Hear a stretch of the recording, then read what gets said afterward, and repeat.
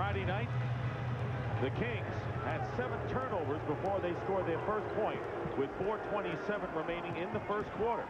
They were down 9-0, and Mitch Richmond ends all that. So every game has a different look, doesn't it? Yeah, Dick, good point, except he's going to have to call the plays because it's not happening. The problem is Mitch Richmond, when he isolates on the wing, they immediately run another guy out. This is the game the other night. Richmond 4 for 13 in game 1, had only 4 points in the first half. Hits the free throws. The angle that is, Bob Delaney had it. He looked like he fouled him, but Jess Kersey could see it from another angle. Differential of about 7 seconds on the clock. As Mitch Richmond, basket counts and a foul. Spectacular play by Mitch Richmond, who's headed for the dream team in Atlanta, a late selection. One that Sean Kemp didn't get, but what a nifty play this was. A reverse dribble, gets the basket between 2 people, and that's a hope. Watch the hope on this one. He threw it up looking for the foul, but got it in the air off the glass.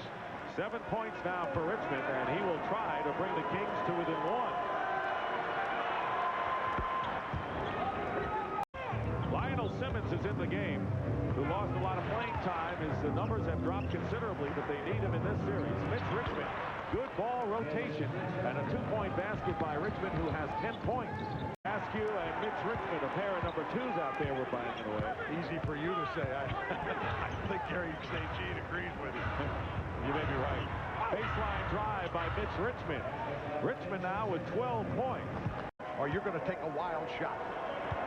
Richmond 4 for 5 from the free throw line tonight. 87% and 18 points in game 1. And 14 points thus far in this one. Coming in averaging 12.2 points a game, has matched the season's average on the turnover. 3-on-1 break. Edney to Richmond, wide open in the corner and hits. And the Kings coming out strong, trailing now by 2. Polynice, good outlet to Tyus Edney. Sonics get back defensively. And Mitch Richmond, not Edney, but Richmond hits the 3.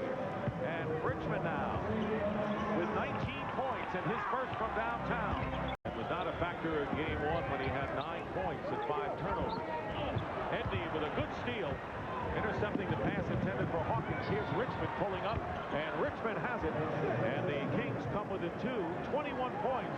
Mitch Richmond, 3 more than he scored in game 1. A little bit of doubt, and if the Kings can keep doing this, they're going to make us. Chuck, you explain the single-double. That means he's coming off a double screen on one side and a single on the other. Off whatever play you have set. Here is Richmond, Grant setting a screen. Mitch Richmond with a fall away. Goes with 1 second remaining in the quarter. And they've got Billy Owens handling the ball, trying to get Richmond free on the baseline. Richmond drives the baseline, finds Brian Grant. Very tough defense for the Sonics. Richmond hits a 3, and that's going to tie the game at 69 for Richmond. His second from downtown. He's got 29. And Mitch Richmond will go to the free throw line. Tonight, Richmond, 7th of 8 from the stripe, having a big game with 29. Good passing this time, and Richmond fires up a wild 3. Barcelonas follows it up, tipped up, and in. Getting close to the 2-minute mark, 82-76. 7 on the shot clock. Mitch Richmond under 2 minutes to go. And Barcelonas misses it, but the long rebound into the hands of Owens. Richmond for 3. He's got it. And a big basket for Mitch Richmond. His 3rd from downtown. And 35 points in the game. But you've got to be very careful you don't use too much clock. You won't get a shot at the end of the clock. You've got to attack. Mitch Richmond lays it in. Great feed for Barcelonas.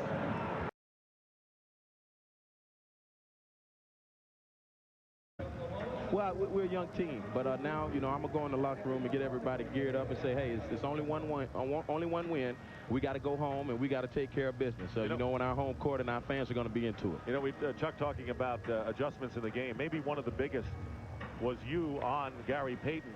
10 points for Gary Payton, 5 personal fouls, and stayed in the game and really was not the factor he was in game one. Yeah, we wanted to put a bigger guy on him, and we were going to do that in the first game, but I was in foul trouble, so I wasn't able to get on him. But the second game, we came in early. I had only one foul going through into the second quarter, and we did a good job on it. You know, the amazing thing is that everyone here in Seattle is going to start talking about the last 3 years when this team with the best record in the last 3 years knocked out by the number 8 seed Denver, and then Los Angeles, and now, you know, you're 1-1 with them going home for 2. Well, it feels good, and I think that's what we want to do, you know, put a little scare in them. And we got the first game, and now, you know, they're back on their heels, and we're going home, and we're looking good.